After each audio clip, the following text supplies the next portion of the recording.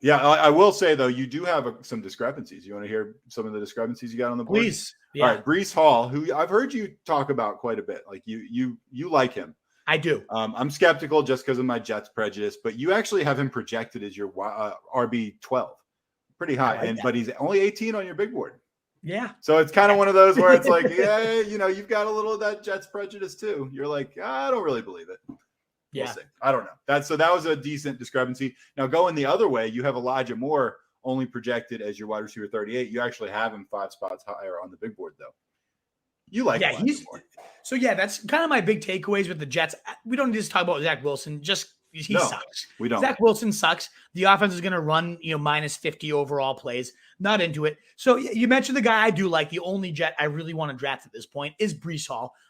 People talking about Michael Carter forcing a committee are just fucking insane. Breece Hall is a different level of player. He's going to show that in training camp. He's going to see, as I project, 61% of the work, and he's going to take over. A lot of people saying Carter's a really good receiver. He's going to stay. No, it's going to be. I still have Carter's getting like 35 targets. This team actually targeted running backs, I think, at the 4th highest clip last year. So I think there's a pretty good pie for the running backs. I think Breece Hall, one of the better receiving backs to come out in many years, and that's why he's coming out so high on the projections. I guess the little discrepancy is he's on the Jets, but this is a top 12 offensive line when they're all healthy and playing well.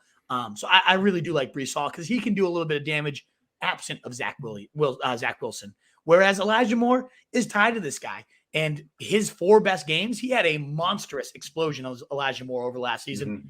All of those games came with big game Mike White or Joe Flacco at quarterback. None of them came with Zach Wilson. And so that's why, I believe in the talent. I've seen just dominant stretches from Elijah Moore.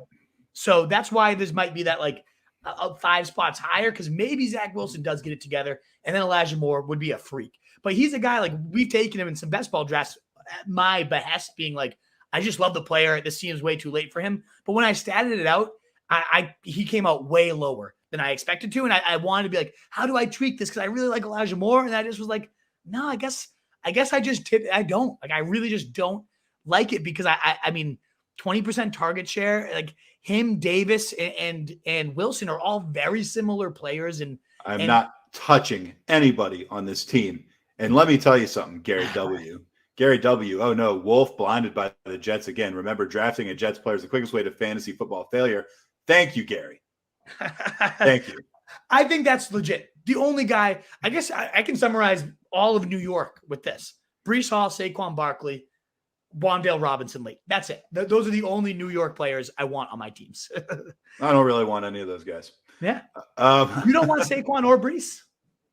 I think that there's people around them that I would want more. I mean, it's sure, there's a price tag for everybody. Like I said, there's a point. It's just, I find it very hard to believe, talking about somebody like Saquon, what's he, a 2nd round player? Something like that? Yeah. I find it very hard to believe in the 2nd round that I would be taking a stab at Saquon Barkley. I just can't, I really can't see it. He's good. He's gonna be good this year, as long as but I mean, health remains that big question. So we'll see, man. We'll see. I mean, look, if Jets and Giants players start putting up big numbers, you can tap dance on my grave. All right, I'm neither one. Nobody on that offense besides the 2 running backs are viable, in my opinion. Right, but I think that's inherently dangerous. You have a good running back on each. I mean, it doesn't take a genius to be like, all right, let's stop that guy. Yeah. What is up, you fantasy wolf? Thanks so much for tuning in. If you haven't already, share your thoughts in the comments, check out some more videos, and join the newest Wolfpack by subscribing below.